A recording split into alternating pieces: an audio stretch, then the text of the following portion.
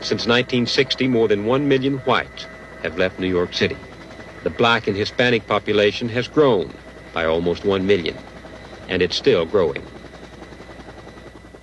This is Rosedale, a community of 6,000 families in the far southeastern pocket of the borough of Queens. To the passing eye, it seems quiet. Modest 1- and 2-family homes with fenced-in lawns and tree-shaded streets. The people who live here are almost all white, working-class Americans of Italian, Irish, and Jewish roots. They've worked all their lives to afford these homes. Many came from the inner city, refugees from neighborhoods in the Bronx, Brooklyn, and South Jamaica. Neighborhoods they saw changing and dangerous to live in. These people saved their money and made their escape to what they called the last frontier in New York City, to Rosedale, to what they hoped would be a safe and quiet life. In the early 1970s, a few middle-class black families with very much the same idea in mind began to move to Rosedale too. The whites saw their coming as a threat, the forerunner of more blacks bringing crime, blight, and poor services they had witnessed in other neighborhoods in the city. And the peace of Rosedale was shattered. In 1971, a score of men and teenage boys using axes and picks nearly destroyed a house reportedly bought by a black man married to a white woman. 200 residents stood by and watched. Since then, more than 10 acts of violence have been aimed at the few blacks living in Rosedale. The tension escalated with the coming of the Spencers. In the summer of '74, Tony and Glenda Spencer bought this 7-room house on 136th Avenue. They came to New York from the West Indies after living in London. Spencer, a photo engraver in Manhattan, said they just wanted a good place to live. But some whites suspected them of blockbusting, of trying to force lower property values on Rosedale homes so other blacks could afford to buy here. Before the Spencers moved in, their house was set on fire with gasoline. They moved anyway. On New Year's Eve day a year ago, while the Spencers and their sons slept, a pipe bomb exploded on the porch and smashed through the windows of the house. Police said the bomb was intended to wipe out the family. Attached to the bomb was a note that read, "Nigger be warned. We have time. We will get your firstborn first." It was signed, "Viva Boston, KKK."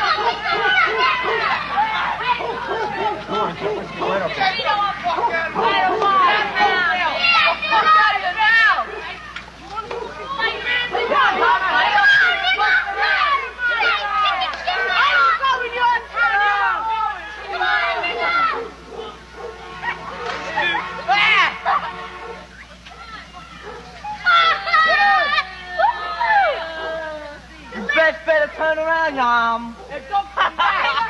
Don't go back. What? Don't come back. Hey, there's a new boy running with him. Come on, Yum. We were riding down this block, and these white people start saying, "Get out of here, niggas. You know, get out of my neighborhood. Don't come to this neighborhood." Then they start hitting on her. Throwing rocks and everything else. Throwing rocks.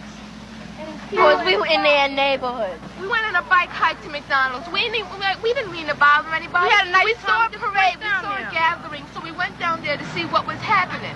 All right. I mean, we didn't bother anybody. We weren't looking for trouble. I never even know people around here were like that. I've never experienced anything like this in my life. What happened to you? Nothing happened to me, but this little boy, short boy about my size, or little short, had picked up a rock, and he was in the front of all these tall honkies. But he threw the rock. He tried to hit my sister, but he almost hit me about that much away from me. And I was sure wish he had hit me with that rock. I would pick up the rock right next to me and hit him right dead in his face. They always say niggas are doing everything. They always say weirds doing everything, right? We didn't. Every time the white people come down the block, we don't push them out their neighborhood and throw rocks and start hitting them. We don't bother the white people around our neighborhood, but when we get in a white neighborhood, they just push us out. Yeah. Everybody with us, they said we're nothing, you know, we're a piece of dirt, dogs. I mean, that's the way you treat an animal. I mean, God, we're human beings. You don't treat other people like that. It's just wrong. Black, white, I don't care. A person is a person. Skin should have no bearing on how you treat a person. That's just wrong. I hate their goddamn guts. I can't say that I hate them. I can't say that it's totally the kids' fault. I mean, I'm sure their parents had some bearing on the way they feel and everything else. I think it's just the system. I don't know. I can't say that I hate them because I don't hate anybody. Do you forgive them? No.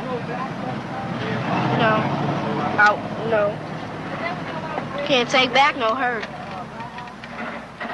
But they gonna always do that.